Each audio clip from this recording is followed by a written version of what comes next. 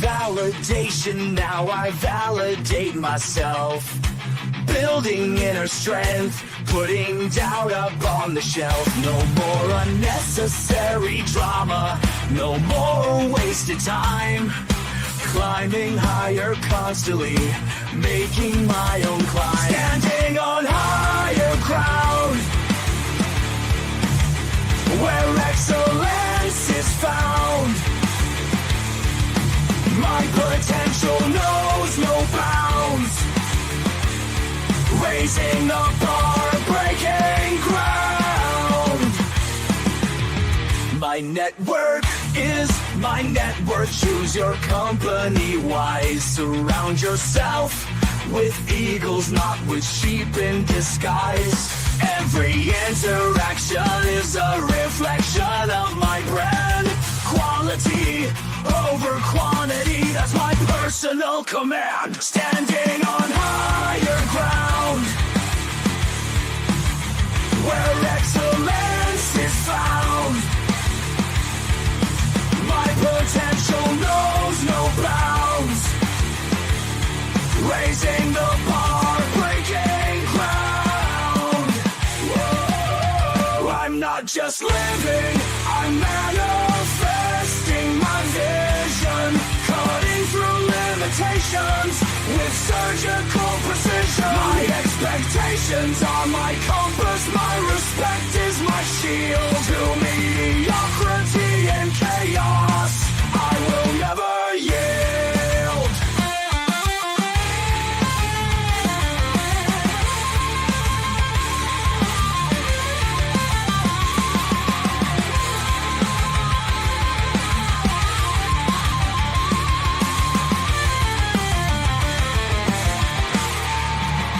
I'm not just living, I'm manifesting my vision. Cutting through limitations with surgical precision. My expectations are my compass, my respect is my shield. To mediocrity and chaos, I will never yield.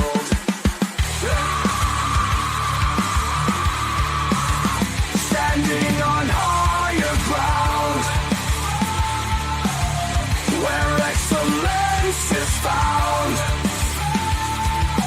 My potential knows no bounds. Raising the bar, breaking ground.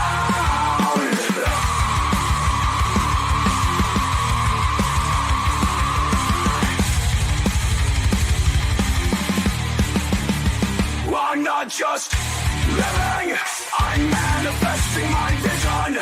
Cutting through limitations with surgical precision. My expectations are my compass, my respect is my shield. To mediocrity and chaos, I will never yield. Uh-oh. 1 second too late. There it is. How you doing, ladies and gentlemen? Welcome to This and That. I'm your host, Xander, where we talk about this, that, and everything in between. Still about 15 minutes late today, but, we're a little bit earlier than yesterday.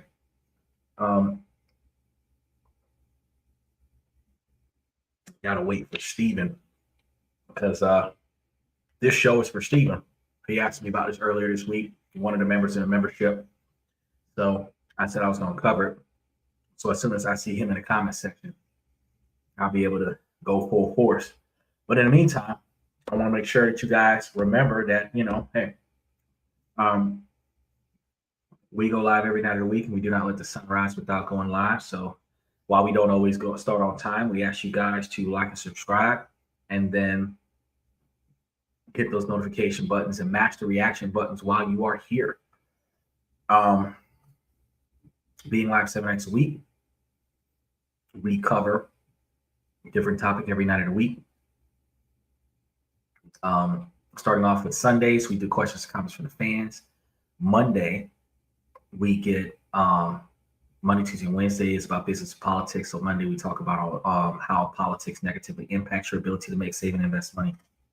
Then Tuesday, we discuss how to make money, save money, invest money, budget money, how to rethink your money.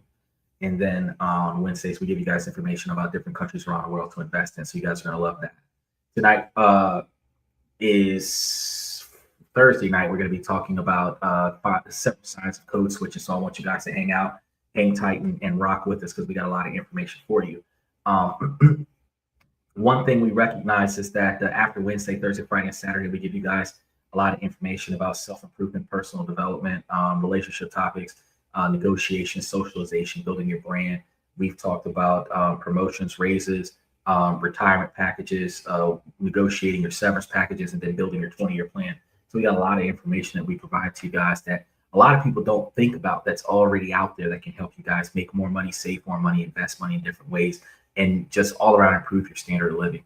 One of the goals that we have here is to not only build your financial life, but also improve your decision-making skills in your personal life, because every decision you make costs money, whether it's you deciding to spend money on something or you deciding to forego earning money in order to be somewhere else doing something that might actually even cost you money. Because even when you're doing something that doesn't cost you money, doesn't cost you additional money, when you decide not to make money in order to go do something that's free, you still lost money. So it's equivalent to spending money. People say time is money. I got a good example for you before we get started today about code switching. I have a buddy of mine, he's an Uber driver. He was driving. He typically makes about $20, $25 an hour as an Uber driver, sometimes more than that when he's got tips. And during the night, he ended up seeing a chick. Chick needed a ride. So he turned down rides for the rest of the night so that he could give this girl a ride. While giving the girl a ride, he then decided to stop off by a restaurant and get something to eat. Being a gentleman that he is, he actually bought her food. She didn't ask him to buy her food. She just said she was hungry. He was hungry too. He bought her some food. Now, he got her number, and the only other time she talked to him after that was when she needed a ride. But the principle of dynamic of the situation is that the 2 or 3 hours that he spent with her was $25 an hour that he gave up to go and spend time with her, which was a loss of $75. Then he went to like a KFC or something like that and spent like $25 between the two of them on something cheap, something simple. But the $25 that he spent on the food and the $75 he walked away from to go hang out with this person who then ultimately only used him for a ride, he opportunity cost chose to throw away $100 that night for a stranger. These are the decisions that we make on a day-to-day basis. I'm not going to just outright say that was a bad choice, but these are the decisions that we make on a day-to-day basis. And these decisions cost us money. And I help you guys with rethinking about what you're going to do and how you're going to do it as it pertains to that. Because let's be real, you don't know how much money you're throwing away until you see how much money you've held on to, right? Because you work from check to check. You got money coming in a few days. You think that, everything's going to be A-okay. Then you get the money, you spend it on a bunch of stuff you probably shouldn't have spent it on. Now you're in a situation waiting for your next check, not having enough money to go from point A to point B, and, always wondering what if until the next paycheck comes. But take, for example, like I had a situation earlier today. I was talking to somebody about some expenses. And then we actually analyzed the fact that there's only about $40 worth of stuff that actually needs to be paid for this month, really, right? And we have several $1,000s coming in and several $1,000s more coming in a couple weeks. And I was like, wait, look at how much there is accessible because everything's already done. Instead of pillar posts, instead of wasting, all we had to do was just organize, budget, save, invest, and we were good to go. So I want you guys to think about that as we continue on tonight's show. Steven, hopefully you got oh man, he probably didn't hit that notification button tonight because I had switched this show out for another show. So he's going to dive in and he's going to be like, oh man, I didn't get the notification. I know, because you asked me for code switching and I switched it with another show that you did hit the notification button on. So at some point, Steve is going to jump in because typically I give him another 20 minutes. I'm going to go ahead and get started with the main topic, but I'm going to give him another 20 minutes. And I might have to repeat some of these things. But I know that he's going to come in and be like, man, I wasn't notified about today. Yeah, because today you asked me, I think, middle of the week. Like, I think like a few days ago, you asked me about it. So that's why we're doing tonight's show. But if you imagine for a moment, man, I got to get me a soundboard because, you know, the dream sequence, I think that's a good chime in to start one of these hypothetical scenarios. I might even get like a Peter Griffin one that's really awkward. But either way, pay attention to this.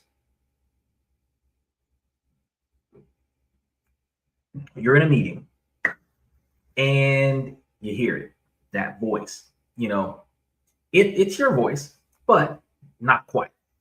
It's a little higher. The words are more clipped, and professional jargon just rolled right off your tongue. It's called your work voice. Then, when you get home, the mask finally drops. You're not just tired from being on a long day, you're exhausted. It extensively exhausted. You know what I mean? Extremely exhausted.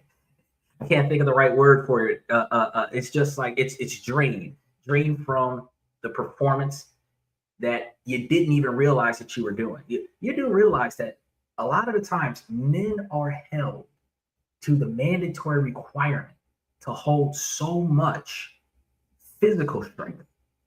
Yet, the life and world that we live in has so much mental stress, strain, and it drives you to levels of mental fatigue that not a lot of people are aware of. I just realized this stuff is going hyper speed at the top of the screen. I'm like, what is the? Oh, it is. I was like, what is going on there? It is going super fast. Let me slow that down some. All right, back to it. I'm looking at this stuff speeding across the top of the screen, and I'm like, what the hell is that? See, because we're now in 1080p, somebody should have said something. Since we run in 1080p, you see stuff that you otherwise would not have seen when we was dealing with the show lagging. All right, let me get back to it. If you popped in, Stephen, let me know. But you're only like 13 minutes after, so we barely touched the top of the topic. Now, when you experience this stuff, your thought changing who you are at work, how you speak, how you dress, and the stories that you tell was the secret to getting ahead. You know, and everybody is taught that. You know, change who you are at work. Don't be who you were on the street, on the block with your homies. Be a better version of yourself, right? A necessary evil for survival and success. So you've perfected the voice, mastered the talk, and played the part. But now that constant performance is leaving you feeling hollow, exhausted, and anxious. So what if I told you this strategy isn't just messing with your mental health? What if it's secretly sabotaging the very professional credibility that you've worked so hard to build? See, today we're pulling back the curtain to uncover the hidden costs of code switching that are piece by piece destroying you. Okay, so let's get on the same page. What is code switching really? It's the practice of adjusting your language, appearance, or behavior to fit into a different culture or professional setting. A lot of people attribute this to pretending like you're Black or the Black culture by going from being a preppy person to talking slang and having your clothes hanging off you behind and hats all jarred on your body and chains everywhere. That is one version of it. But code switching happens in a lot of other places. It's more than just switching from Spanish to English. We understand that as translations. In the workplace, it's about aligning yourself with the dominant and often unspoken rules of the game. There it is. Pretending that you have money when your ass don't. Special shout out to Michael. That's code switching.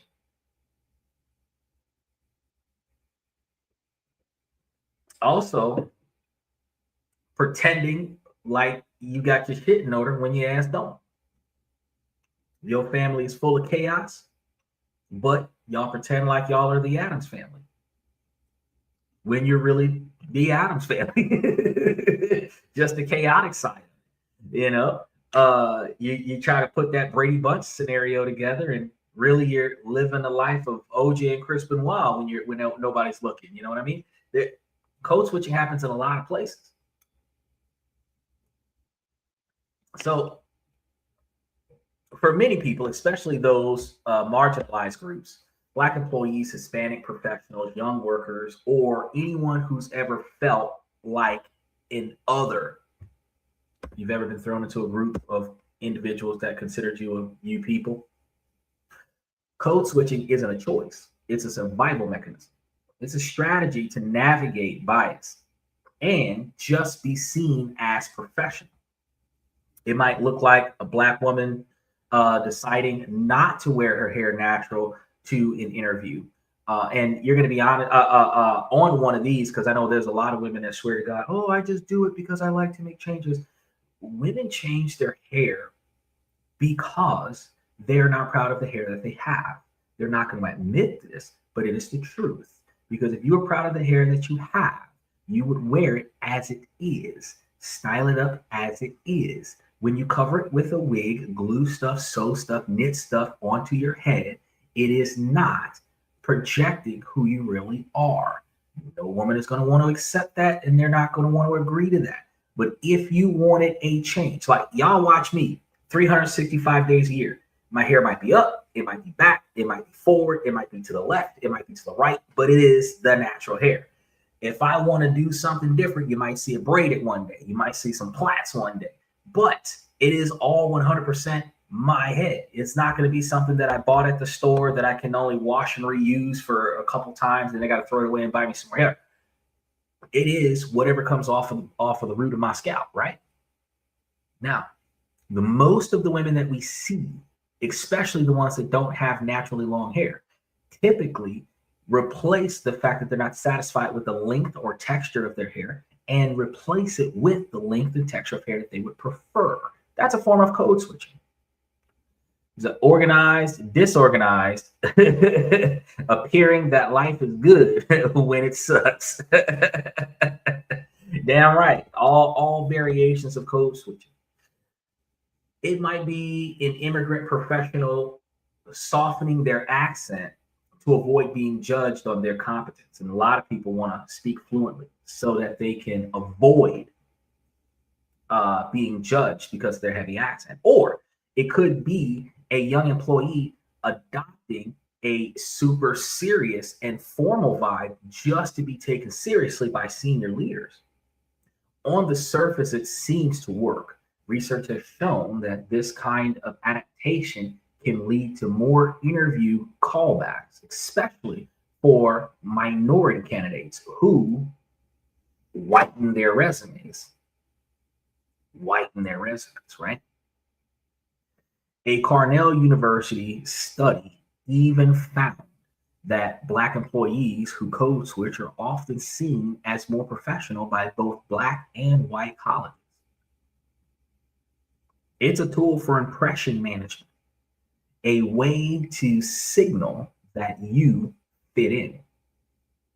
And this is the seductive promise of code switching. Adapt and you will be rewarded with the job, the promotion, and the respect. But here's the catch. It's a double-edged sword. The very strategy that you use to get ahead is also the one that carves away at your soul. Because while it might often offer short-term gains, that long-term cost is going to be huge, leading to a psychological toll that many of us are just now starting to talk about. It says dress for success. But see, there's a whole huge difference, Michael, between dressing for success and pretending like you're successful. That's a whole different ballgame. Dressing for success, like you see me every day, button down shirt, patterns to match. Today we're matching the theme of the show. We slacks, shoes, everything that look professional, right?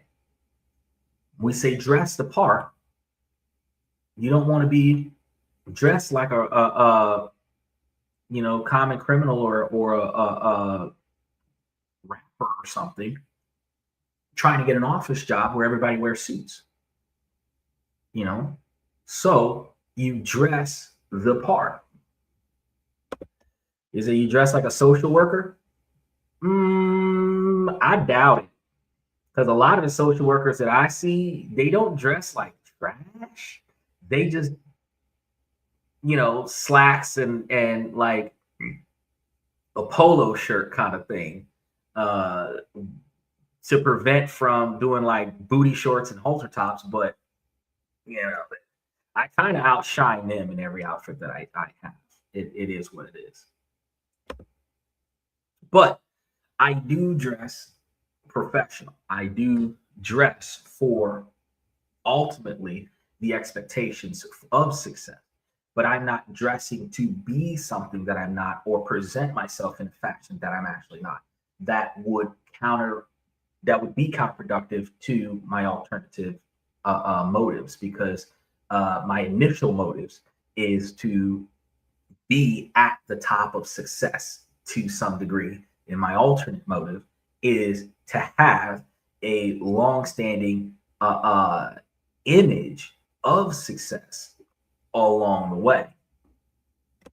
Yeah, happy Thursday night. I had to think about it at the top of the show, like, what day of the week is it? Because I've been doing so much stuff that I just lose track of time. But the promise of success that you get from doing the code switching becomes a deal where you trade pieces of your true self for acceptance. And that debt always comes due. So think of your brain like a computer's CPU. It has a finite amount of processing power. Every task, every decision uses up some of that power. Now, imagine running a complex resource hogging program in the background all day, every day. That program is called code switching. It forces you into a state of constant vigilance, sometimes even hypervigilance. You're not just doing your job, you're actively monitoring your own behavior. Your speech and your tone ultimately is modified. You're scanning the room, you're reading social cues, and you're calculating the risk of every single authentic expression. If I say this, will I sound too aggressive? If I share this story, will they think I'm unprofessional? If I relax, will they see me as less competent? This constant low-grade state of alert is neurologically exhausting. Research from places like Harvard Business Review has shown that this sustained mental effort is a direct line to burnout. Micromanaging, it's more than micromanaging. It is obsessive, compulsive micromanaging of yourself. So it's way worse, because see, micromanaging is doing everything on your own. But when you are excessively critiquing yourself, where nothing is perfect and nothing is acceptable, you tend to turn up the difficulty on yourself without actually having a reason to do that. And this is not the kind of burnout that you're going to experience that a vacation can actually fix. You've ever gone on a vacation and came back just as tired, if not more tired than what you were when you went out?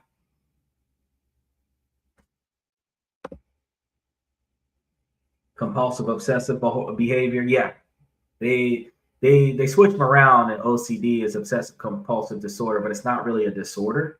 It is just like you said, compulsive obsessive behavior, where you are in that order, a compulsive obsessive behavior, because you are self-triggering yourself to obsess over yourself, and it is going to modify your behavior patterns. It's kind of the simplest way to describe that. But this is going to show up as feeling detached, cynical about your work, having low energy, and being way more irritable, right? Your job satisfaction plummets. And the crazy part is your performance starts to decline. The very effort that you put in to seem professional actually hurts your work because your brain is just too tired. And the cost isn't just mental. The mind and the body, deeply connected. People don't really pay attention to this. This state of hyper alertness can trigger a chronic stress response, leading to a whole cascade of physical issues. We're talking about anxiety that feels like heart palpitations, consistent knots in your stomach that can lead to stomach problems like ulcers, and tension that is headaches that leads to migraines, and a weaker immune system, extreme fatigue, insomnia, unable to sleep, because you're still racking your brain over what if from yesterday until you start racking your brain about what if for tomorrow. You ever been laying down somewhere with all of the stuff around you off, and the only thing you could do is think about everything that's already happened and all the stuff you're about to prepare for? You can actually over prepare for things. It is possible. You're going to find yourself in situations where you feel physically sick, but you can't figure out why, because the cause is the invisible labor that you're performing every single day just to exist at work. He said, seek professional help.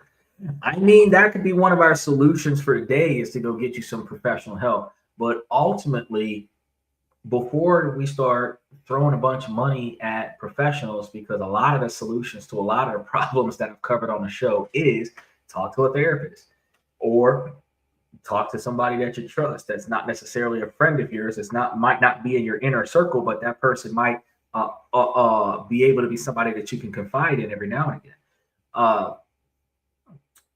The thing is that if you recognize some of the things that you do, and then you proactively start making certain changes to improve what you're doing and how you're doing and why you're doing, then a lot of the times the constant byproduct of your choice may just change on its own, because you're changing your behavior patterns to prevent from producing that byproduct.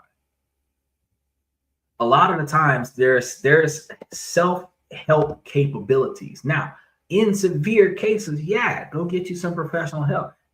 Everybody can use and benefit another person to talk to, whether you're paying them or they're volunteering to hang out. But when you really start talking about fixing your shit, the therapist is not going to fix your shit. The therapist is going to be somebody that is emotional transfer. You expel all of your anger and frustration, pass it on to the next person, and then that's it. Now you are holding less weight on your plate. They have to find a way to decant all of the negative energy that they've absorbed from you, and then move on to their next patient. But you haven't fixed your problem. However, if while now you're not under an unnecessary quantity of stress, you start proactively figuring out how to fix your problem, that's when you start seeing solutions. When you're no longer overwhelmed by negative emotions, you can start finding solutions to your problems. The data shows that this burden of code switching isn't shared equally. One survey found that around a third of Black and Hispanic employees feel the need to code switch at work. For young employees between 18 and 34, that's about 35%. These aren't just stats. They are millions of talented professionals running that exhausting background program every single day. The CPU is overheating. The system's crashing. And you're left feeling like a ghost in your own machine. And this is going to be the part that might feel like a punch in the gut because it goes against everything that you thought you were doing right. You code switch to be seen as more professional, more competent, more trustworthy. And at first, it might even work for you. As we've seen, studies confirm it can make you seem more professional. You get the nod in the meeting. You get put on the big projects. You get the promotion. But there's a dark side, twisted paradox here. Because while you're building credibility with one group, usually leadership or the dominant culture, you might be destroying the same relationship levels with another group, people of your own peers, and even more terrifying, with yourself. He said, welcome to work. Well, sometimes, Michael, it's not just welcome to work. Sometimes, because when you think about in the workforce, people code switch primarily for the sake of getting and keeping a job. But some people code switch to fit into certain social circles. So you might have grown up in a poverty-stricken environment and behaved a certain way. And in order for you to fit into the upscale environment, you might change your behavior. We typically see this level of code switching overstated in local Western television. The teens in the high school where they go from being the nerd that nobody pays attention to hanging out with the cool kids, and they detach from their friends because they're now in the cool clique and all this other stuff. It's not just work, but the behavior does happen. Code switching can occur where if you're at your job and you work in a restaurant, you can behave a certain way at one table and then behave a completely different way at another table. If those tables are within eye and earshot of one another, you being able to change your behavior patterns for the other table might make the first table resentful. So you code switching can negatively impact your other relationships while you're utilizing that dynamic for your new or current relationship.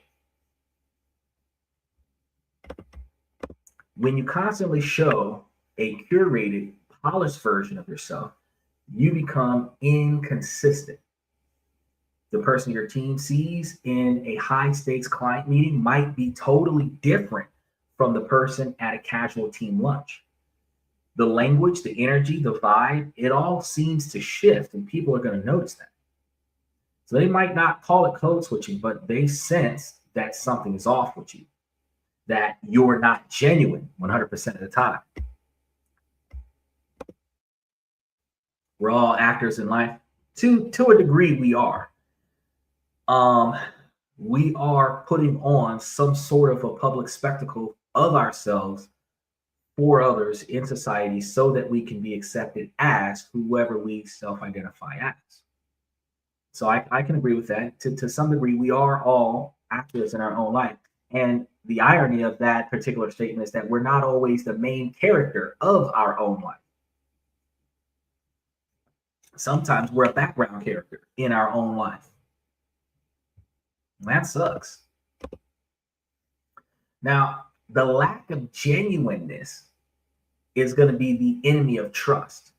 There's a fear that if you slip up, people will see you as inauthentic. This can even lead to backlash from your own community.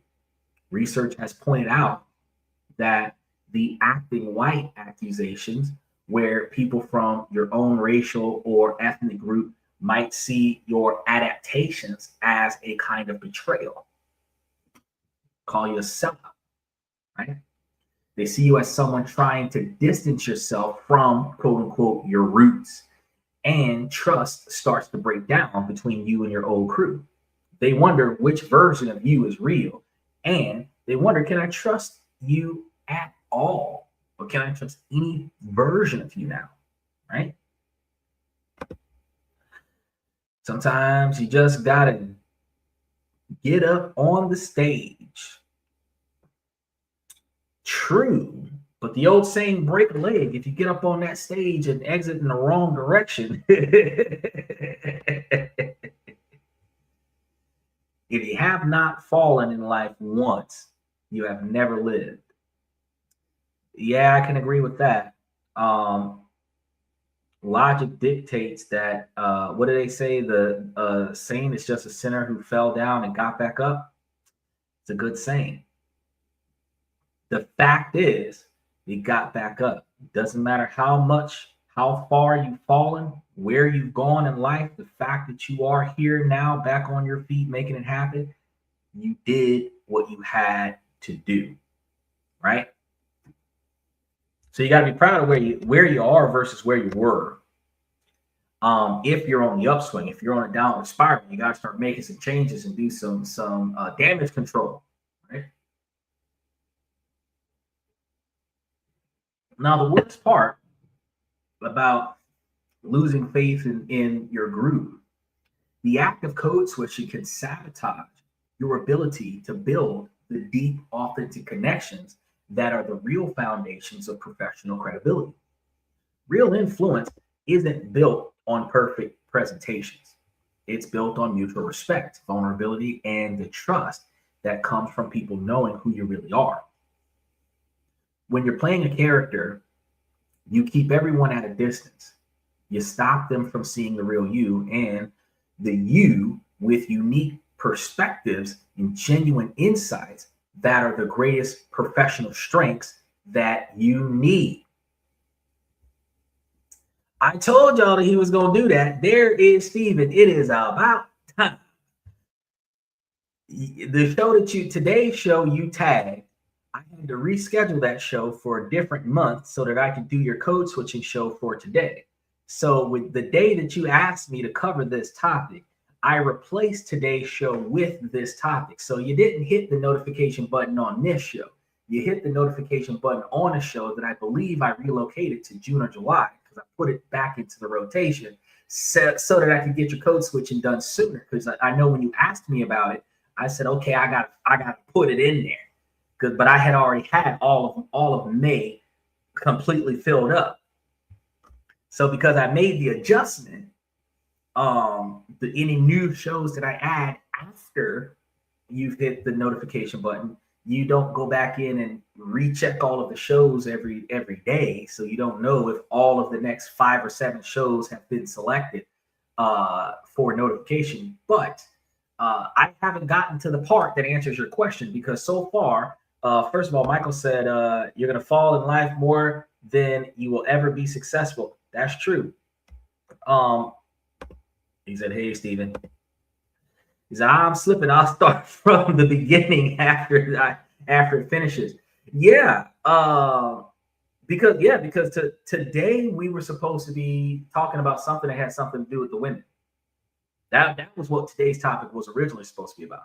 We were supposed to be talking about, I think the topic that was supposed to be for today is how to be successful with a woman that motivates you. And then I switched it for code switching. So today's topic, you didn't hit that button on. I haven't put up Monday's topic yet. So sometime tonight, I'm going to get it up there. So make sure that Saturday or Sunday that you double check and make sure that Monday is already hit. But because Monday's not up there, but Tuesday is up there. Tuesday and Wednesday is up there for next week. Monday, we're going to be talking about if Donald Trump runs a second term in a row, what that would look like, and how would that impact our money for the next 4 years, because he has 2 years left, or a year and a half left of his current term, and the alleged possibility of doing another 4-year stint, technically another 2-year stint, but because the Constitution does in fact say 2 consecutive terms or 10 years in a lifetime. But there are no other details around it. So if he would have done 8 years in a row, then he wouldn't qualify for anything else. But he did 4 years, then he had a gap.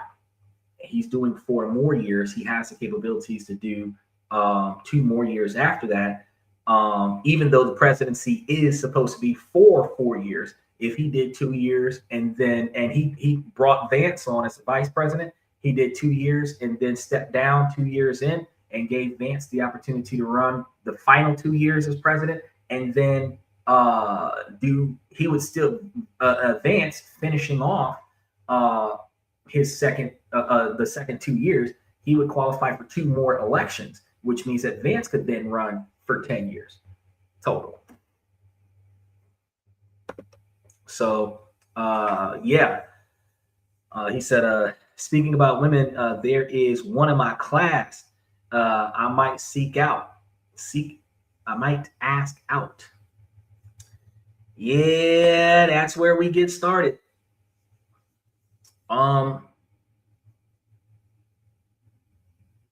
not going to tell you don't if you like her, but you got to like her for all the right reasons, because a lot of times we look at the girl, we think, oh, she's hot. I can see myself sleeping with her. I can see myself sleeping with her on a regular basis. I can see myself living with her and sleeping with her on a regular basis. But what you have to do is you have to pay attention to what kind of mindset she has. You being 36, she's probably 24, 22, something like that. You have to find out what her goals are, what her ambitions are in life. Where does she plan on being in the next 10 years? So that you can decide if you're even capable of lingering in her presence during the timeline, because when she's going to be focused on building herself up, right? And because she's going to be focused on building herself up to be the best man that she can be, she's not paying attention to relationships if she's not in one. So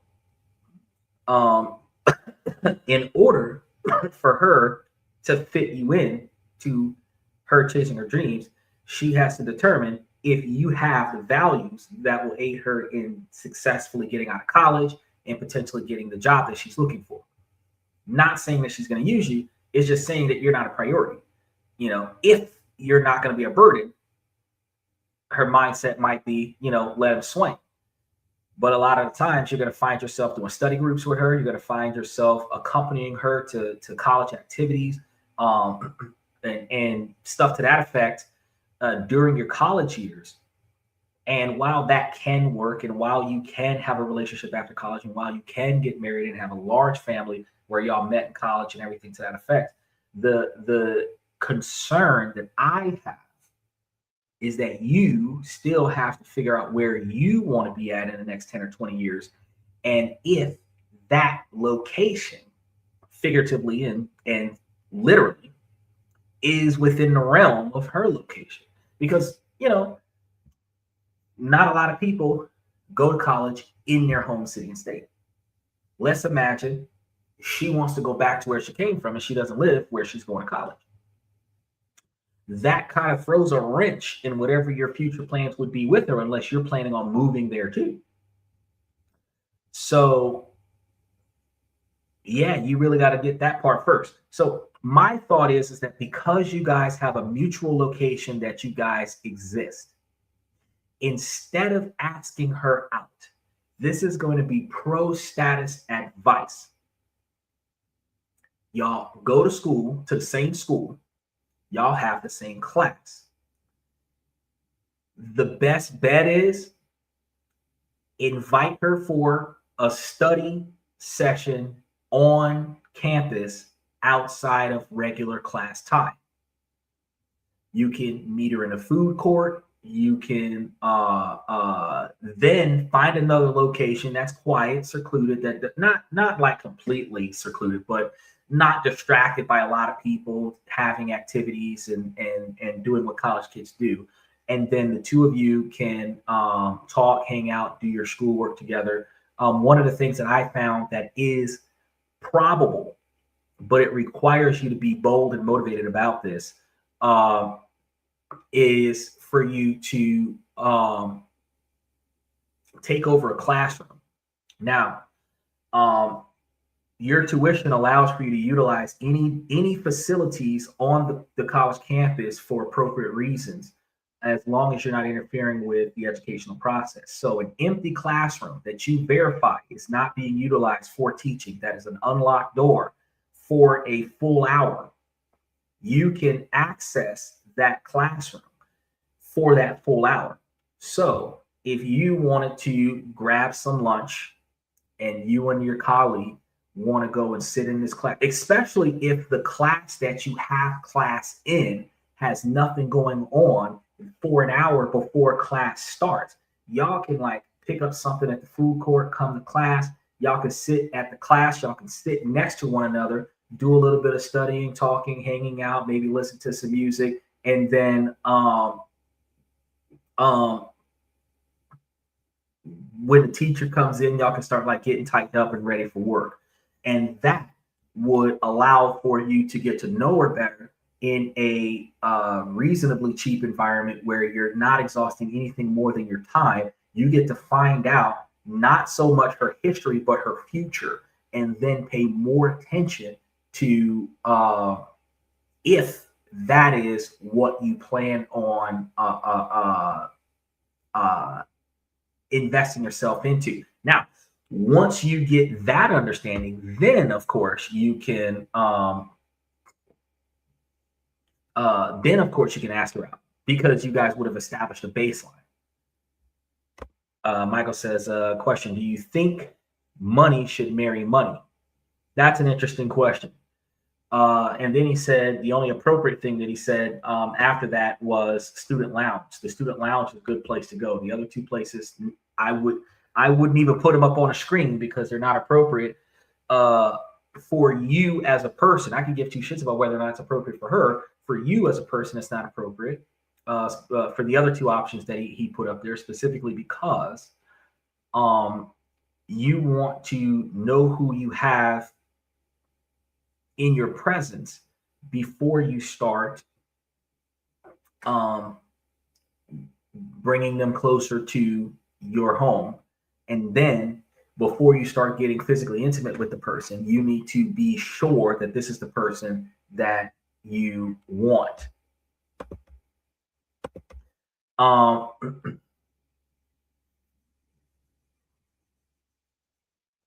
So your question is, do you think money should marry money?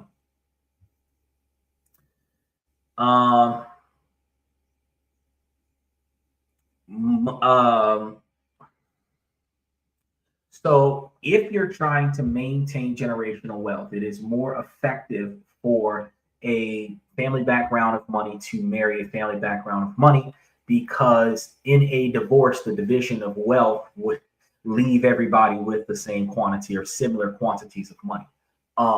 However,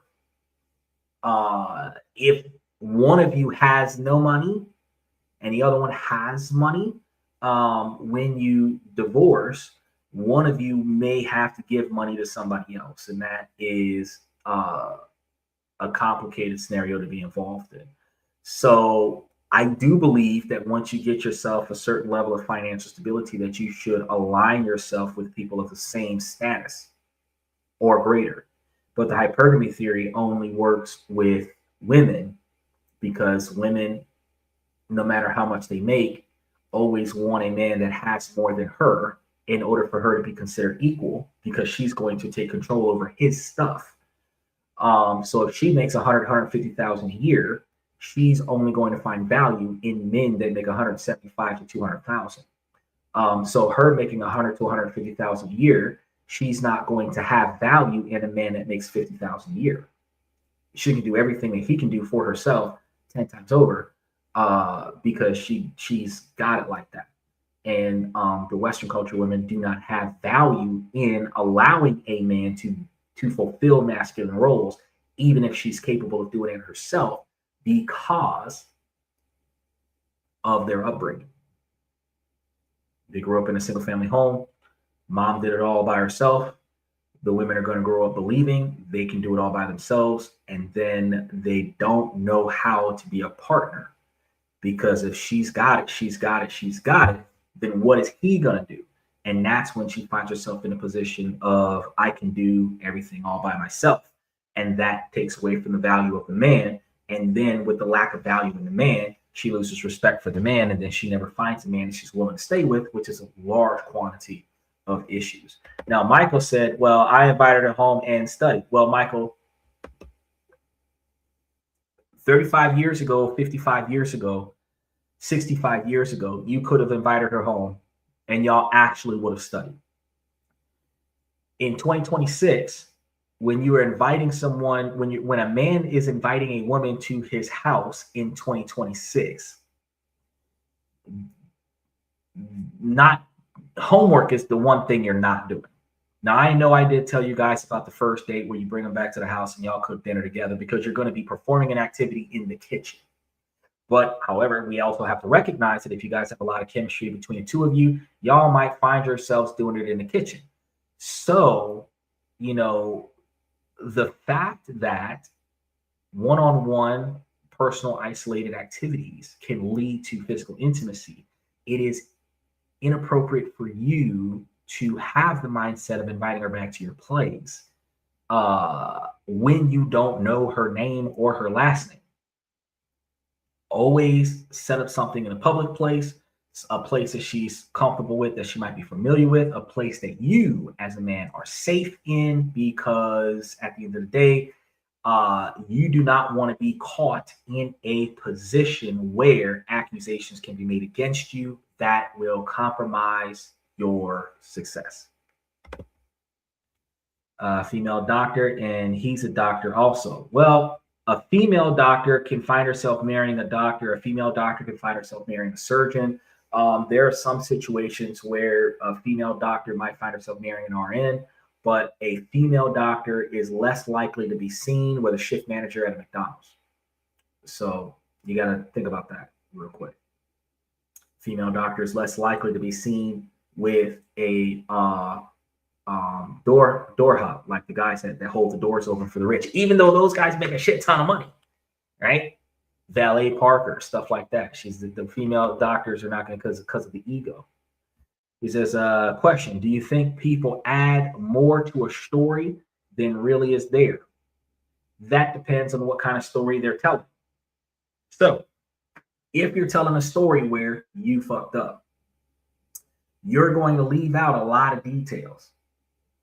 If you're going to try to pretend like it wasn't your fault, you're going to add a lot of details that deflects from the fact that you fucked up, but it wasn't your fault. Situation's out of your control, right? When you are trying to impress people, you will leave out minimalistically the things that would make you look bad, but you will add a plethora of things to the conversation that'll make you look good, even if you are exaggerating. For example, body count question alone. The rule of thumb is whatever a man says divided by 3 is the truth, and whatever a woman says is multiplied by 3 is the truth. So if a man says he's only been with 3 people, he was only with 1. And if a woman says she's only been with 3 people, she's probably been with at least 9.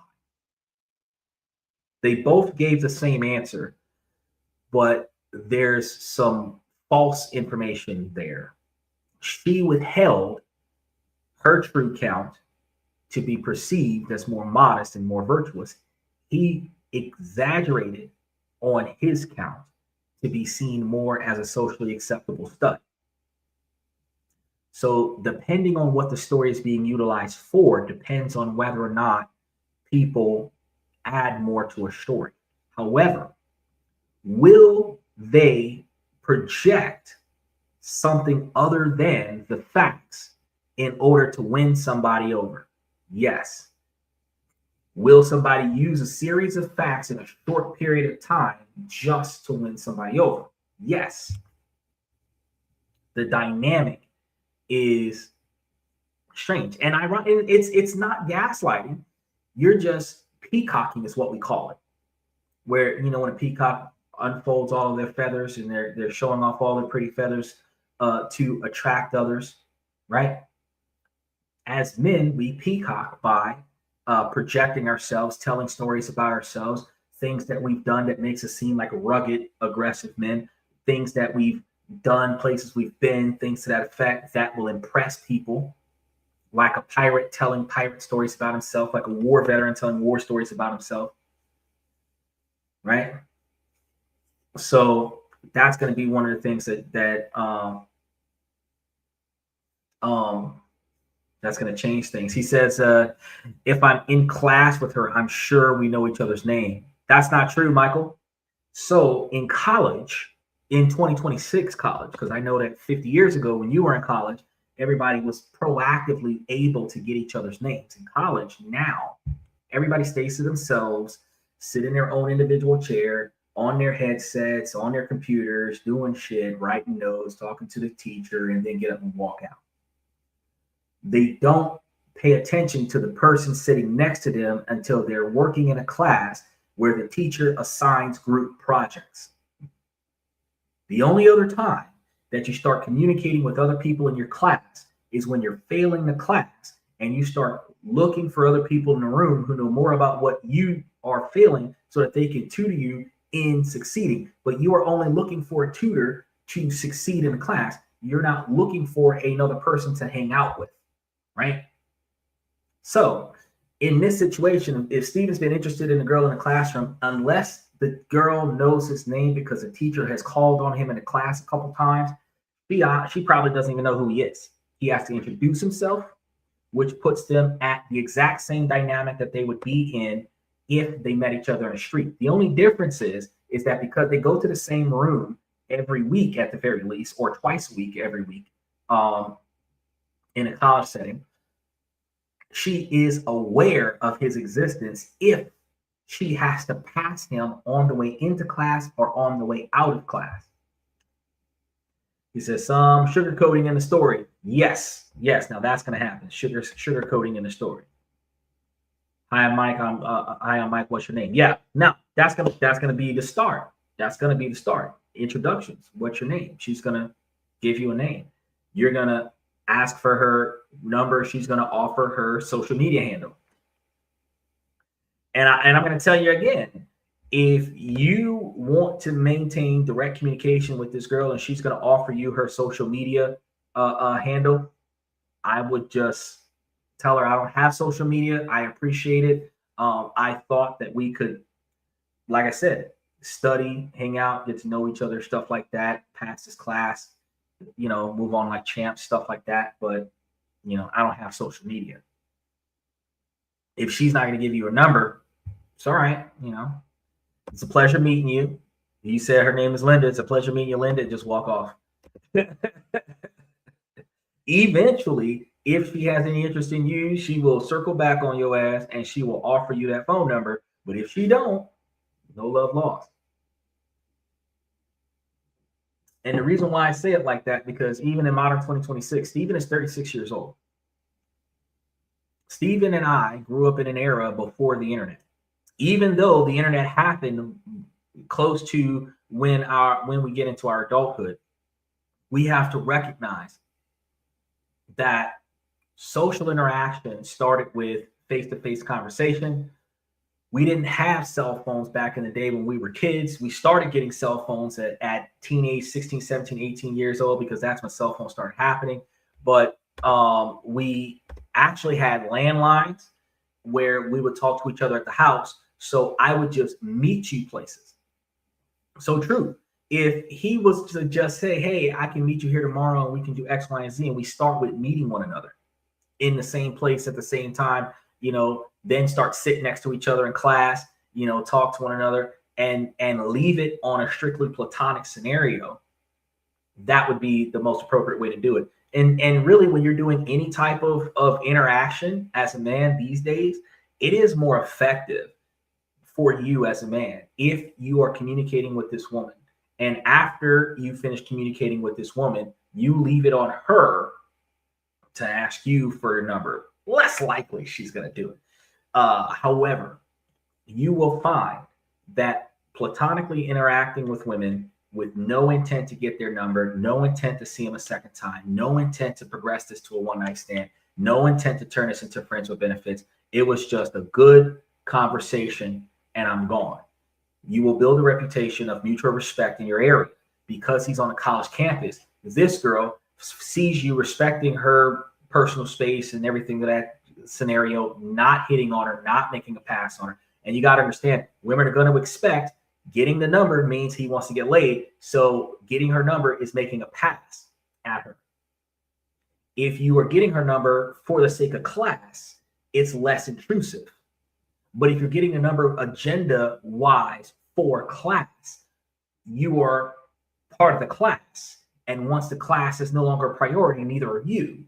Because this is a relationship of convenience. And I've talked to you guys about convenience relationships plenty of times. So you're going to find yourself in a situation where if you don't set the dynamic correctly, you will be perceived and be putting yourself into a forcibly overbearing position where desperation might be sought. So if you just talk to the girl and you know, get her name and offer to meet her here tomorrow or the next time we have class, and you know, see where it goes from there. If she offers to exchange phone numbers and y'all can talk later, you're good to go.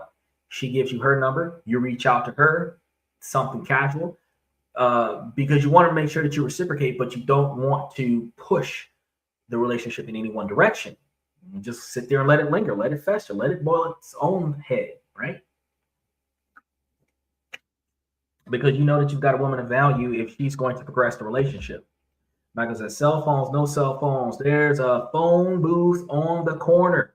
Got a dime. Bro, before that, we had pagers. You had to go to a main building that had a phone in it. If you want to catch a girl, stop chasing her. Buy Mystique. And that's the truth. And that's why I said, like early on, I was like, yeah, I'm not asking her for a phone number, bro. But if you do ask her for a phone number and she offers you her social media handle, that's a dead topic. Now, back to this code switching topic, you'll find out that your credibility is no longer based on your skills, but on the quality of your performance when you do a lot of code switching. And performances are going to be fragile. The moment the mask slips, the moment that you get tired, stressed out, or just want to be yourself, the whole house of cards that you built comes tumbling down. So if the credibility paradox is about how others see you, and this part is going to be about how you see yourself. Every time, y'all remember to like and subscribe and mash those reaction buttons while you're here.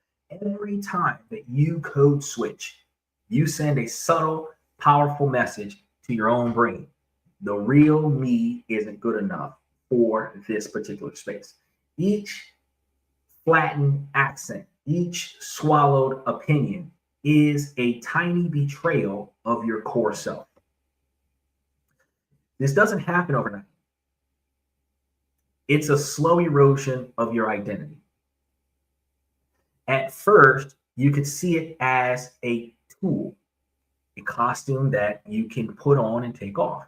But over time, the line between the performance and the person gets blurry. You spend so much of the time playing the part that you forget your lines of your own real life, and you get home and you don't know how to turn work off. The work you stays on a regular basis. You start to question your own thoughts. Is this what I really think, or is this what I may have thought when I was at work, my work avatar, right? How you see yourself, how I see you, and how the world sees you. That's a saying that you said before. It's more to the magnitude of how you want people to see you, how you see yourself, and then how everybody actually sees you. Because the world is watching you whether you know it or not. It's just how much of it you wanted them to see. Turn to page 212. Inactive. Yes, inactive. It's not okay. So in some situations, it's an act. It's an act because when you're putting on a performance and you're not being your true self, it is an act. But in situations where this is who you really are on a regular basis, like the way I talk to you guys, this is the way that I talk to people. Actually, I'm probably more aggressive when I'm not on the show because I'm in situations where I got to prove what I'm saying is legit. Outside of that, I in my reality make it make sense to people who are not making it make sense. And here on the show, I make it make sense for people who come here for the topics that don't make sense. Now, when we're dealing with this internal conflict, it's a breeding ground for imposter syndrome. You're going to feel like a fraud because some level you are being fraudulent. You're convincing yourself that if people knew the real you, that the one with the different dialect, different cultural references, who maybe different and doesn't care about golf, that they might reject you instantly. This fear of being found out is going to be heavy and it's a constant weight. Is it so you're acting? No, I do not act. I don't have the energy to act. I have the capacity to press for the truth, and then I project that truth. And that capacity is a capacity that I carry with me everywhere I go. So the same suits and professional clothes that I wear in this podcast are the same suits and professional clothes that I wear in the street. So I don't dress up for this podcast. I wear these clothes when I leave the house. Now, the result of judging yourself and judging how society judges you, it's going to be a profound sense of being fake when you're on a path to recognizing that you're not being your true self. A healthy sense of self is built on the belief that who you are on the inside matches how you show up in the world. So when code switching forces you to betray your core self, to stay silent when you disagree, to smile when you're angry, it creates a deep internal clash. And this isn't just uncomfortable, it's psychologically damaging.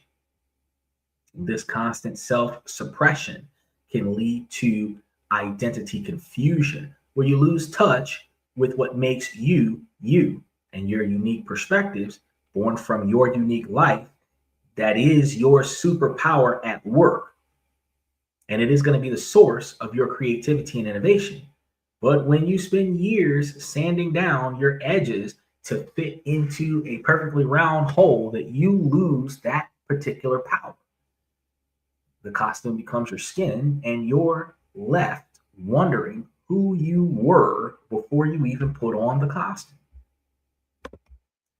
Because even though you're acting, you are a good person. Can tell by your dog, it's feeding the love. Well, no, I actually don't act, as I said before. That's the dynamic. I actually don't act. So here's the thing. When you're code switching, when you're pretending like you're something that you're not, you're acting. If you've got a shitty attitude and that's the attitude that you carry with you everywhere you go, you're not acting. That is who you really are. So that's what you have to recognize. If I was a different behavior when I got off the camera, if I had a different dialogue, if I had different mannerisms, if I wore a different outfit, if I only looked this way for the podcast, that would be acting.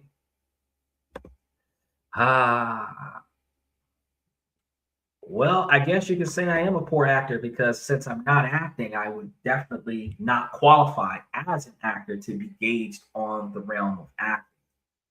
I don't know how you could understand it any better. Because again, acting requires you to be putting on a show. And the live podcast is in a sense a show, but I am not pretending like I'm a different kind of person while I'm on this live podcast. So when I say put on a show, I don't mean start up a live podcast. You're acting on a podcast. No, I'm saying that your behavior pattern is not genuine because you want to be perceived a certain way. So you're behaving a specific way. That's acting. So a dumb person pretending like they're smart, that's acting. Oh, I know it's okay. I had to explain it quite a few times just in case a few of your brain cells were tired before the logic sinked in. Because I know that age kind of helps you or delays your ability to process some things. So I was just like, just had to get it in there a couple times so that you could understand. Because that's the true core of it. When you find yourself in situations where you're being judged after the fact. There are two brain cells both fighting over third place. Well, that's sad, because if you don't have one in first place and you got two fighting over third place, you're on a losing battle. Maybe Alzheimer's got first place, dementia's got second place. I know we reach an age where we forget, but that's what pen and paper is for. Write that shit down. Okay. It's crucial here to draw a line in the sand. Not all code switching is going to be the same. There is a huge difference between adapting to situations and erasing yourself for it. This is going to be the difference between strategic code switching and sacrificial code switching. So, Stephen, make sure that you pay attention to this part. Strategic code switching is a conscious, intentional choice to adapt without losing your core self. Think of it as being multilingual in the language of culture. You wouldn't talk the same way in a Wall Street boardroom as you would at a Silicon Valley startup. That isn't being fake, it's being situationally aware. A leader who adjusts their communication style to connect with a new team is being strategic. An employee who learns in industry jargon to communicate better is being strategic. The key is that these adaptations don't force you to betray your fundamental values. You're adding tools to your communication toolkit, not replacing your entire operating system. Sacrificial code switching, on the other hand, is a different beast. This is the type that is destroying you. It's about adding to who you are. And since you're not adding to who you are, it's going to be subtracting from who you are. He says, you got young guys don't know how to set notifications. These young bucks that don't know how to hit that notification button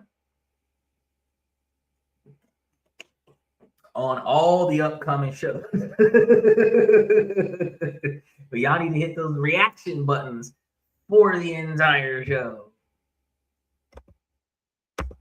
So this is going to be a situation where you find yourself suppressing your natural accents because you've been told it sounds uneducated. This is going to be where you stop talking about your hobbies because they're seen as unrelatable. This is going to be when you chemically straighten your hair for an interview because you're afraid of natural hair that is called unprofessional, right?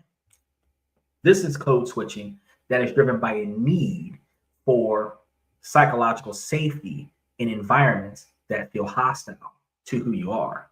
It's a different mechanism that is, unfortunately, a natural defense mechanism.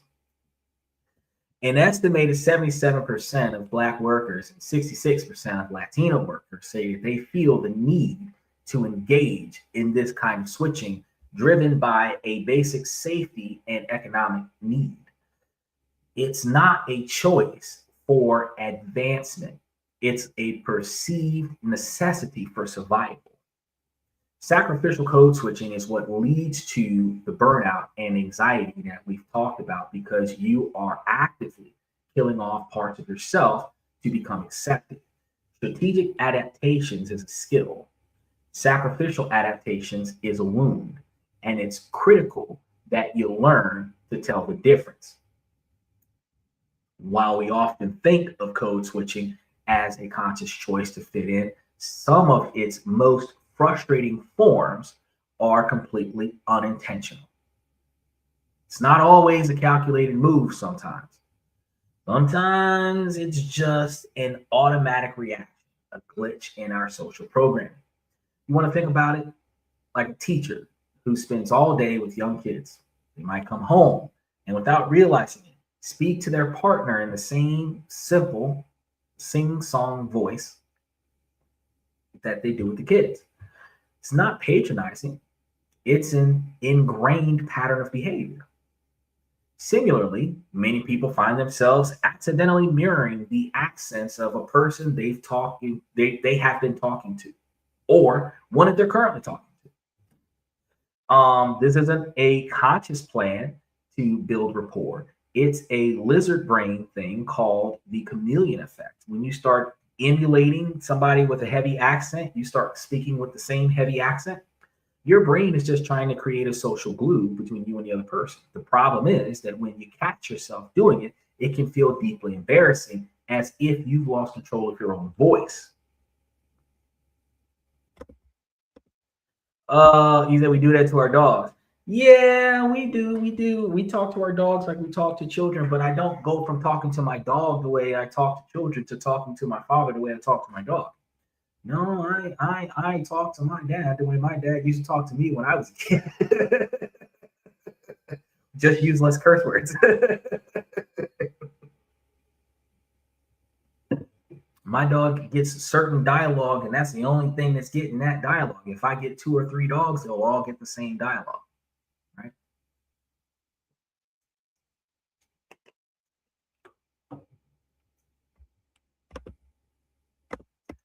Now, we have to recognize there's a code switching that isn't about fitting in, but about making some money. This is going to be the code switching for cash. Think of the survivor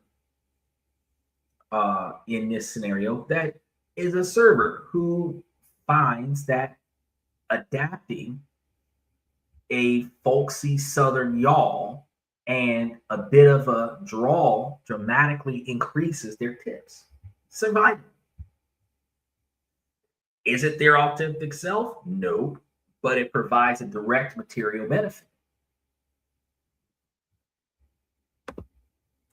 Your dad still sees you as a kid? Nope, definitely not. I have been acknowledged as the authority, which is completely different. Some people who live with their fathers or hang out and spend time with their fathers or go places with their parents find themselves, no matter how old they get, forever retracting themselves to their 8-year-old self. I'm not one of those people. I have always been the leader of my environment. Therefore, I learned how to negotiate with those who have more authority over my situation than I do. But I would not be capable of imagining myself in the position of a dependent, which is what children are, right? I am always the personification of a provider, which restructures everybody else's interactions with me. Because if they're not an equal contributor to my expectations, they fall into the magnitudes of dependence, which then get the dialogue of dependence. It doesn't matter if you're my buddy way back when, it doesn't matter if you're somebody I just met. You're either equally invested or you're a dependent. Now, that says a lot because, ladies, if I'm paying on the first date, you're a dependent. You ain't gotta like it. That's just how it is. Now, if a server was to put on a front so that they can make some money, they're putting on a persona not for social acceptance, but as a performance for a customer so they can get that money. This can feel less like a psychological burden and more like a work uniform. Strippers do this, call girls, escorts, um, you know, women who get paid for being nice, but then when they go home to their husbands and their boyfriends, they can't be nice to save their lives because it's a uniform. And when they take off their uniform, their fucked up attitude shines out at the house. It's another tool of the trade, right? But it's still going to require a lot of mental energy. And the line between a profitable performance and your real identity can get blurred over a long career. You've been working as a server, putting on a smiley face. When you find yourself in a room with more people that you don't know than people that you do know, you will find yourself being overly friendly, overly hospitable, catering to everybody's needs because it's a switch you just can't turn off. But let you be in a room full of people that you know, you're disgusted by their presence, you wish they would take their ass home, and you have the worst attitude out of the group. But everybody enjoys that because that's the real you, right? The reason that we code switch way more complex than trying to blend in. In a fascinating twist, sometimes people code switch to deliberately stand out. An entrepreneur might adapt a casual tech bro way of speaking when pitching to venture capitalists to seem more like a disruptive innovator, even if they're naturally more formal. A young leader might consciously use more assertive language, a clear switch from their usual collaborative styles to establish authority. Here, code switching isn't about hiding, it's about highlighting a specific part of their desired persona. Now, it can also be used as a social gate to create a private space in public. Bilingual speakers do this all the time, switching to a shared native language to tell a quick joke or exclude an outsider from part of the conversation. It can also be a tool for floor holding. By switching to a dialect only a few people understand, a speaker can finish a complex thought without being interrupted. Perhaps most profoundly, code switching can also be a tool for managing our own emotions. When we feel something intense, our brains look for the best way to process it. For bilingual or bicultural people, this can mean switching languages to tap into the cultural norms for emotion that come with that territory. For example, someone might switch to a more direct stoic language to be in a discussion that is a painful event. Borrowing that culture's emotional distance allows for you to be able to process that pain. Professional jargon or social jargon, social dialogue, yes. Or they might switch to a more passionate language to celebrate a happy moment.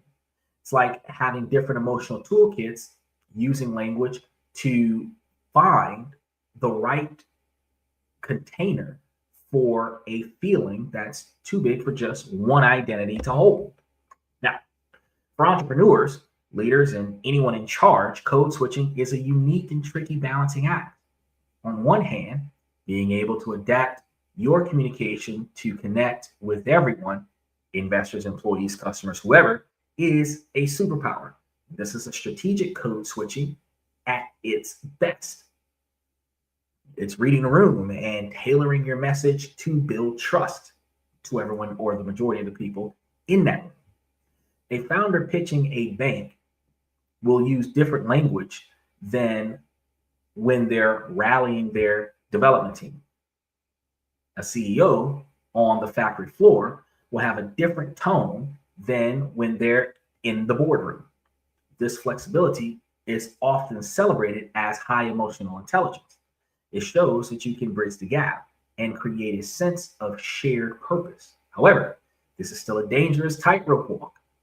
The line between adapting and coming across as a phony is incredibly thin. So, if your team sees you shift your personality to dramatically between meetings, the trust that you're trying to build can evaporate on both sides. They'll start to question your sincerity. They'll wonder, is there a real you at the center of all of this? Or are you just a collection of masks? Right? The perception of being fake is a poison for a leader. Your team needs to believe your decisions come from consistent values, not from a desperate need to be a pleaser of whoever's in the room. Right? If we're people pleasers, then your values are not your values are somebody else's values. Right? So when your code switching is too obvious, it can be seen as a lack of a strong moral core. They will see you as a chameleon who changes colors to survive, not as a leader who stands for something. This is going to be the leader's dilemma. You have to be flexible enough to connect with everyone, but consistent enough to be trusted by everyone at the same time. You ever walked into a room and consciously start profiling someone? Yeah. There was this one room I walked into and I looked at one person. I was like, oh, yep, he's stealing.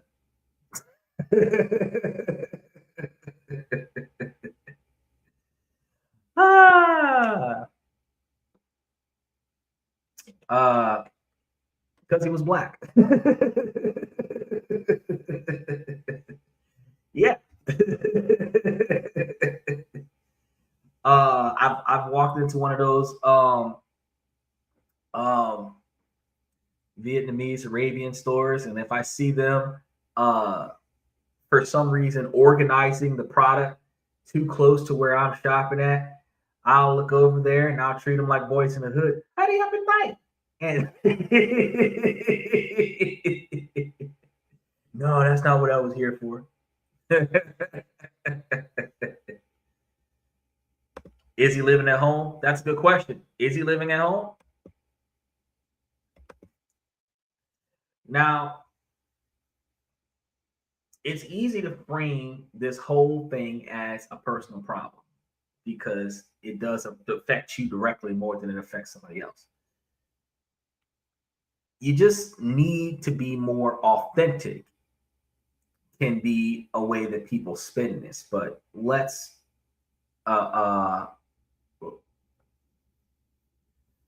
let the real culprit off the hook here, because the pressure to code switch is not a personal failure. It's a systemic issue baked into a foundation of our professional world. You know, most workplaces, even in 2026, are built on a foundation of witness as the default professional standard. Whiteness, not witness. Let me go over that again. Most workplaces, even in 2026, are built on a foundation of whiteness as the default professional standard because there's more of them than anybody else. The rules for what's considered professional, speech, dress, and behavior aren't neutral. They are culturally specific. This creates an environment where anyone outside that narrow norm feels immense pressure to conform to it. And let's talk about diversity, equity, and inclusion initiatives. Many companies point to their DEI programs as proof of their inclusion environment, yet the numbers tell a different story. Even in companies with strong DEI initiatives, the rates of code switching are still very high, with about a third of the employees in diverse firms still feeling the need to adapt, which is the same third that we talked about earlier today. This proves that representation isn't enough. You can have a diverse workforce, but if the underlying culture still demands assimilation into one single norm, you haven't solved the problem. You've just created a more colorful pressure cooker. So the phrase, bring your whole self to work, has become a hollow corporate cliche. For many, bringing their whole self to work could be a career-ending move. What leaders often mean is bring the parts of yourself that we are comfortable with. The burden is unfairly put on the individual to do the work of fitting in rather than on the organization to do the work of creating a truly inclusive space.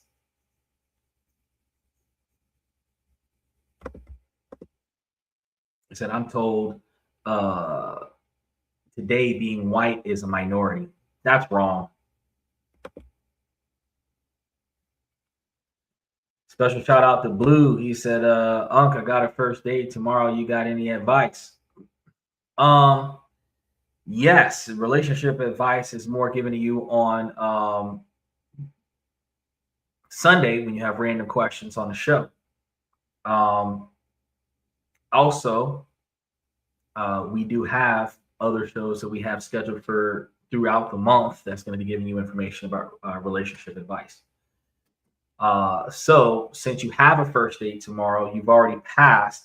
Matter of fact, you can actually go to like all of the first date shows that we've already covered. Just like type first date in the search bar, and every show about first dates is up there. But long and short, I would tell you is you've already asked her out, and you probably asked her out because she's attractive, you want to sleep with her.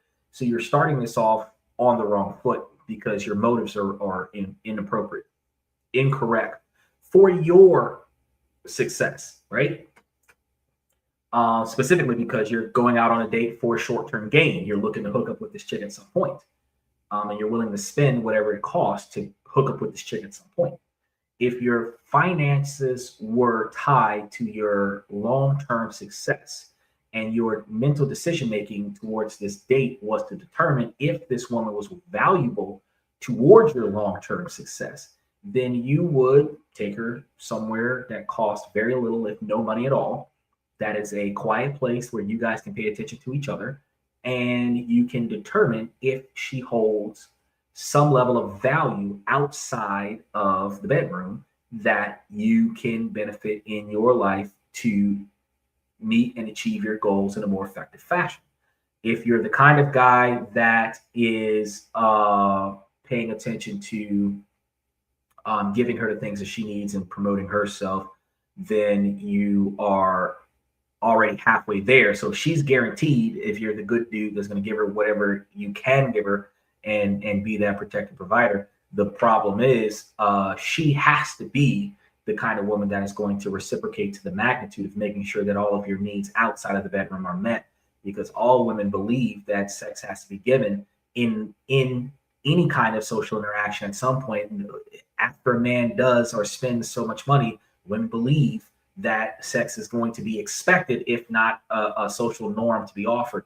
You have to deter yourself from the sex and deter yourself away from your requirement to spend money and prioritize her personality and her character, and determine if she is the kind of woman that you want.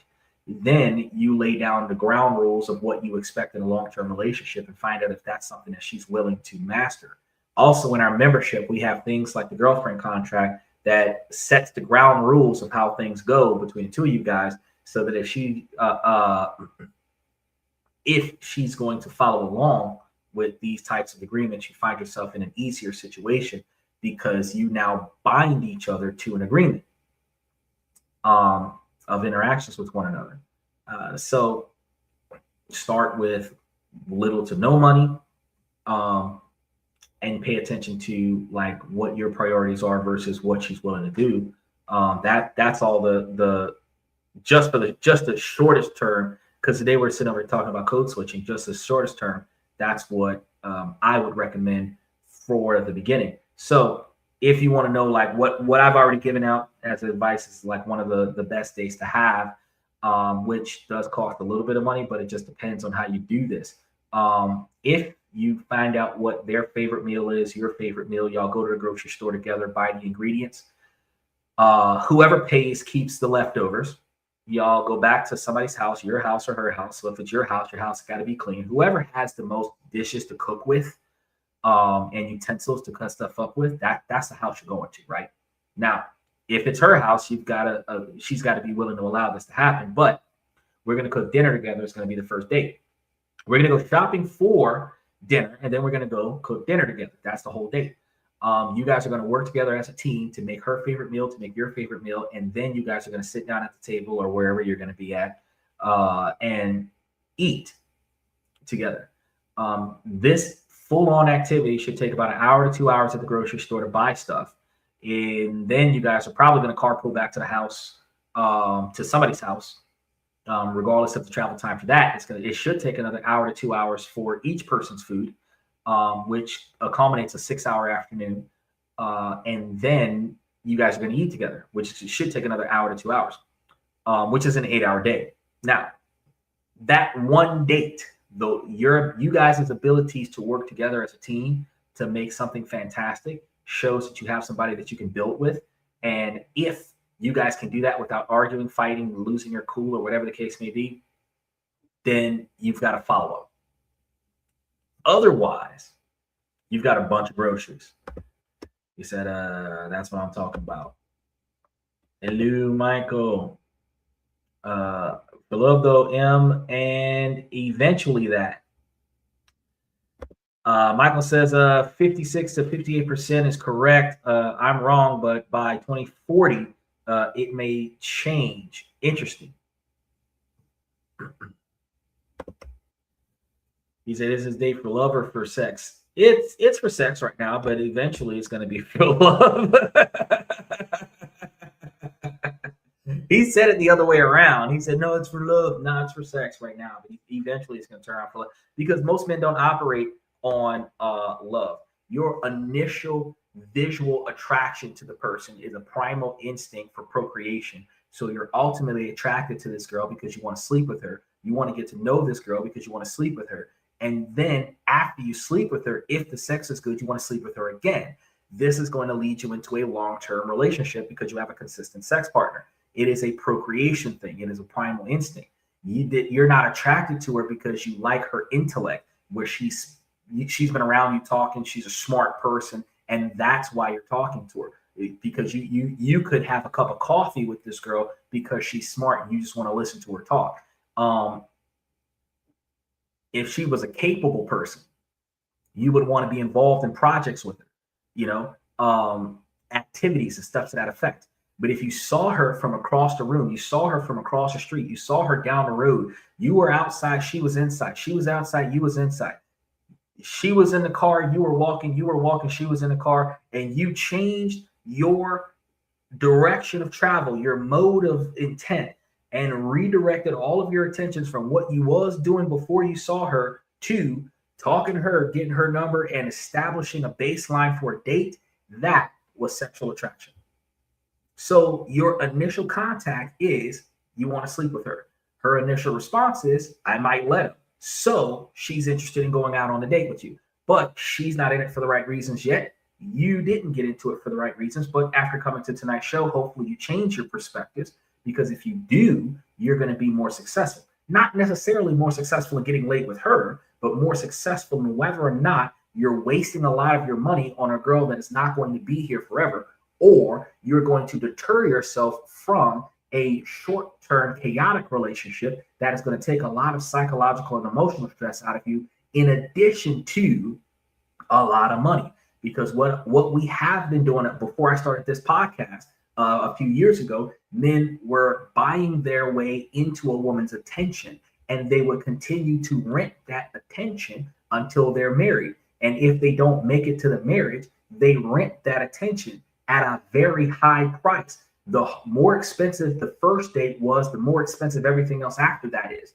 Then she has an upkeep. Everything that she wants, needs, and desires, you want to give that to her and buy that for her, take over all of her financial responsibilities to convince her to stay. But most men are doing this not because they care about the girl, they care about getting sex from the girl. Now, once the sex stops, that's when the men start complaining. But the fact is that if the girl was what you wanted, the sex could stop, and the girl is still going to be what you want. So if you were in that for the right reasons, your relationship would be more successful. Because when you don't have it in you to do it anymore, as men, the older we are, the less our drive is. Our testosterone goes down and estrogen goes up. Vice versa for women, their estrogen goes down, their testosterone goes up. You're not going to be in a mood anymore. You might take a couple pills and get there, but you're not going to be in a mood anymore. You're going to be more willing to sit down and have a cup of coffee and talk about how great Total is, the cereal, than let's go do something strange in the back of the car, right? So by the time you get to that point, you're supposed to be in a type of relationship with a person that has no problem with hanging out with you. She should have been your best friend for life since she was young. He said, if the first date goes right, she'll initiate the sex. Right. But that's the thing, Michael. Again, you're coming from the wrong perspective, because your mentality is, if the date goes right, I'll get laid. The mentality is supposed to be, if this is the right woman, then I will be able to pursue a long-term relationship with this person, a long-term interaction with this person. I will be able to build things with this person. What you have to recognize is that if the date goes right, the sex is guaranteed. It doesn't matter if the date goes right or not. Sex is guaranteed. Maybe not from this particular girl, but very few men with a pulse can say that they haven't gotten laid once a year at the very least. And you might say, once a year, that's not a lot. You got guys that are getting laid every weekend. You know, the guys that are now getting laid once a year or once every few years are the guys that are tired of getting laid, because they can't remember how many people they've gotten laid by, because when they were in their younger years, they were smashing everything with a pulse. So you're still in a position where you're down the wrong path. If your goal is, if the relationship works right, you know, he said, don't talk about old dates. You can talk about old dates. It's not about what he says as a man. It's about what she says as a woman. Because as a man, he's supposed to be screening her to find out what her value is to him in his life. If he's only after this girl for a one night stand, you know, $200-300 date, take her out for some steak and lobster, wow her by the time, and then catch the check without her even having to argue about it. And by the time she finishes being wowed with steak, lobster, champagne, and all this other stuff, you get laid. You get the one night stand out of the way. But I mean, if you spent $300 to $500 for 2-hour conversation over some food, and then you get laid, you could have skipped the food and probably saved you some money and just bought the sex for $250. Because that's where escorts come in at. That's where the adult industry comes in at. Like Huey said from the Boondocks, it's like you're doing the same thing. You're trading money. You're trading money for her time, and sex happens. But the difference is that sex is guaranteed when the transaction is about money for sex, versus sex is optional when it is money as a quote unquote gift versus her ability to quote unquote gift you sex. So, I mean, at the end of the day, when it is not a direct transaction, the guy is the only person that's going to potentially lose out, because he's guaranteed to put up the money and she has the ability to withdraw the sex. But if it's a direct exchange, you know, she gets paid if she puts out. He said, my calendar was always full. Oh, yeah, of course, Michael. 50 years ago, your calendar probably was completely full during Woodstock and Burning Man. My calendar was full, too. I think up until, 2015? And around that time, I was like, nah. Start thinking twice about some shit. Now, when we start talking about the DEI programs, and how they're not effective, this is going to be more true in some companies that scale back on their DEI companies. So a recent survey found that 56% of employees who say that their company is pulling back on DEI also see code switching as a necessity. The message is going to be clear here as well. The safety net is gone and you're on your own. So this is going to create an uneven playing field where one group of employees can focus 100% of their energy on their jobs, while another has to use their precious mental and emotional resources on the exhausting, uncompensated second job of code switching. Now, we spent a lot of our time this night, a couple hours of it, in fact, digging into the problem. So you might be feeling a mix of seen and completely overwhelmed right now. I completely understand that. But we're not going to leave you there. The goal is to reclaim your power. This isn't about some grand act of rebellion overnight. It's going to be a small strategic step to recalibrating your relationship with yourself and establishing your own authenticity. Yeah, that's right, Michael. Burning Man. First, redefine professionalism for yourself. You've been sold a very narrow definition. Question that definition. Your professionalism isn't defined by your accent or your ability to talk about golf. It's defined by your work ethic, your integrity, your expertise, and your results from whatever you put your effort into. You want to write down what professionalism means to you. Anchor yourself in that personal definition. It'll act as a shield. Second thing you want to do is monitor your energy like a battery. That feeling of total exhaustion after a day of performing, that's your authenticity battery hitting zero. You want to start notching which not notching, but noticing and notating the interactions that drain you the most. Is it the big weekly meeting, small talks with a specific ex? If you're having conversations with certain executives. He said, good night, off the sales in the morning. Remember to like and subscribe. Appreciate you hanging out with us tonight, Michael. We'll definitely see you tomorrow. We're almost done, though. We probably got about another 10 or 15 more minutes. So once you know the big drains, you can be more strategic.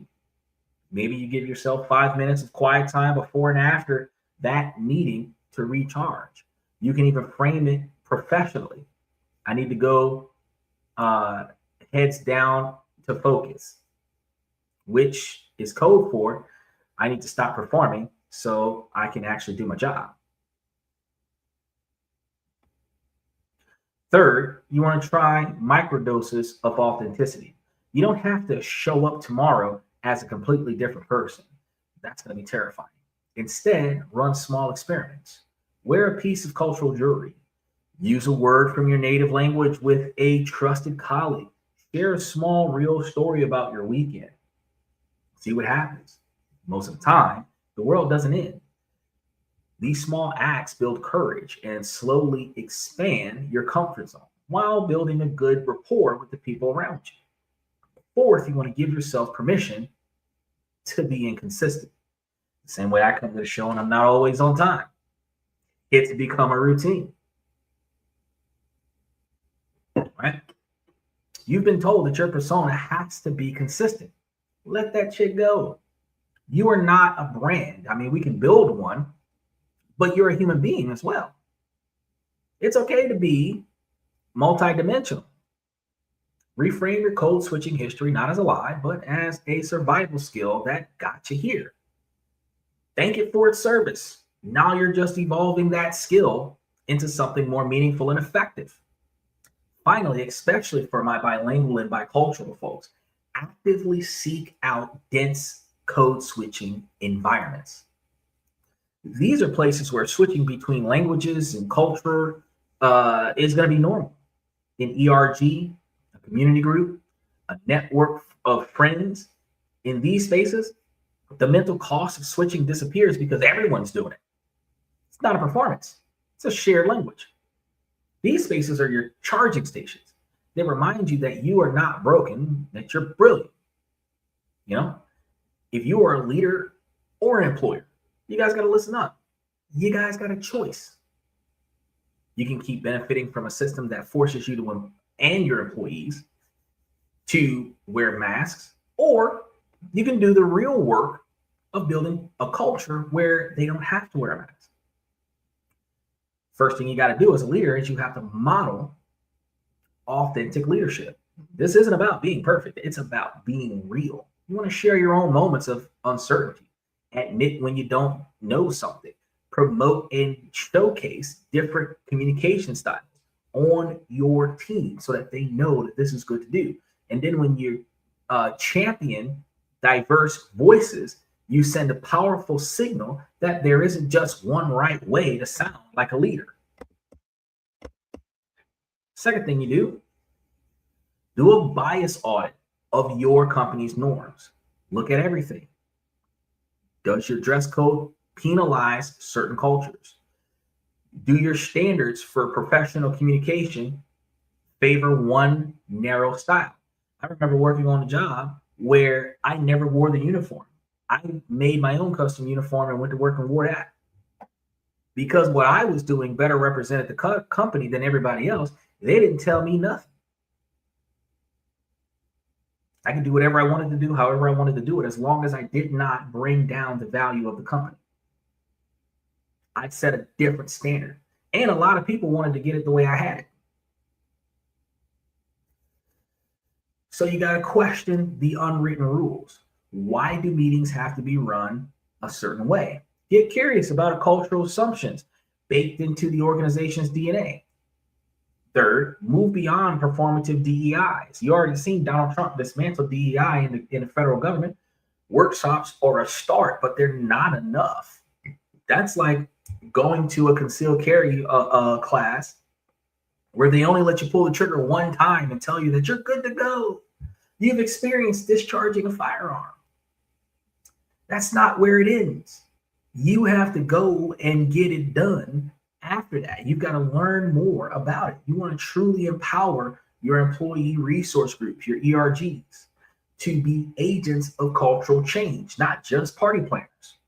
Create brave spaces, not just safe spaces, where people can have hard conversations about identity without fear. And most importantly, promote underrepresented individuals into real leadership positions. Research shows a clear link between having diverse leadership and a reduction in the pressure to code switching. Finally, interrogate what you mean by bringing your whole self to work. Because I know when I was going to work, I was working on the kind of jobs where they used to tell us keep your bullshit at home. You're here to work, not to have a Jerry Springer episode. But bring your whole self to work. Are you asking for authenticity or are you demanding assimilation? The goal shouldn't be to make everyone comfortable. The goal should be to build a culture strong enough to handle the discomfort that comes with true diversity. Educate yourself. Confront your own biases. Your job is not to give people permission to be themselves. Your job is to create the conditions where they realize that they never needed permission in the first place. Now, we started with the idea that the performance that you've been given at work, the one that you thought was your ticket to success, is secretly destroying you. We've seen how sacrificial code switching takes a heavy psychological and physical toll, creates a paradox where you're trusted less and slowly eroding your authentic self. The story doesn't end there. The core message today isn't that all code switching is evil. It's about recognizing that the strategy that helped you survive is not the same one that will help you thrive. The performance is not just tiring, it's counterproductive to building the deep trust and genuine connections that define a truly fulfilling career. True power doesn't lie in your ability to perfectly mimic the dominant culture. It lies in the unique perspective and creativity that your specific life experience has given you. Your authenticity is not a liability. It is your ultimate comprehensive competitive advantage. The path forward is about being strategic with your authenticity. It's about making conscious choices about when to adapt and when to stand firm on who you really are. It's about finding and creating environments where the cost of being yourself isn't so damn high. Now, I want to hear from you guys. What's been your experience with code switching? Is there a specific work persona that you've had to adopt? Share your stories in the comments, because the more that we talk about this, the less power it has over us. Your story could be the one that makes someone else feel seen and a little less alone. Now, if this resonates with you, please consider subscribing to the channel if you haven't already done so, sharing this with someone who you know needs to hear this, because we are having a lot more conversations about building a career that is not only successful, but also sustainable and true to who you are. This is something that we do on a daily basis. And one of the things we try to build is an appreciation for your time and your courage. So that's what we got for you guys for tonight. I want to start off by saying, ladies, as long as the situation doesn't make sense, I'm going to keep asking you ladies to make it make sense. So ladies, please make it make sense. Now, fellas, I give you this information to make you guys higher value men. I encourage you guys to prioritize the things in your life that are inside of your control so that you can change the things that you don't like and then navigate around the things that are outside of your control. The goal is to improve your professional life as well as your personal decision-making skills because they are intertwined with one another. Ladies, while this is a male-driven podcast from the male's perspective, you too can make yourselves higher value women by fundamentally building your 20 to 30 year plan, knowing where you are, knowing where you're trying to go, and what you got to do to get there. Reverse engineering, that's what you have to do today so that you can start today doing all the things or some of the things that you need to do to be prepared for where you want to be at. Now, if you keep your eyes and ears open for the potential suitor that has the right characteristics, personality, integrity, determination, dedication, motivation to achieve those goals, where his goals are in line with your goals, even if they're not the exact same goals, now you have a partner in life where two people can get to $1 million faster than one, and you guys can accomplish those goals twice as fast. So I want to thank you guys for coming to This and That. I'm your host, Xander, where we talk about this, that, and everything in between. And I will see you guys tomorrow night.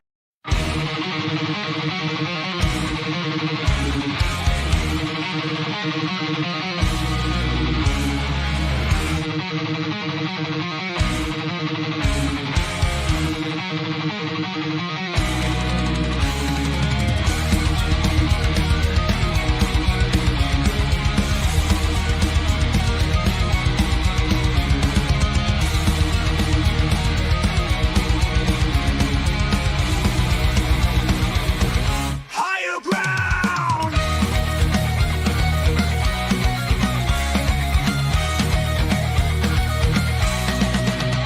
Used to chase validation, now I validate myself. Building inner strength, putting doubt upon the shelf. No more unnecessary drama, no more wasted time. Climbing higher, constantly making my own climb. Standing on higher ground where excellence is found. My potential knows no bounds, raising the bar, breaking ground.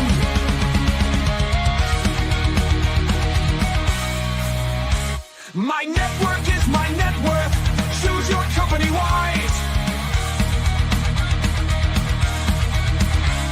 Surround yourself with eagles, not with sheep in disguise. Every interaction is a reflection of my brand. Quality over quantity, that's my personal command.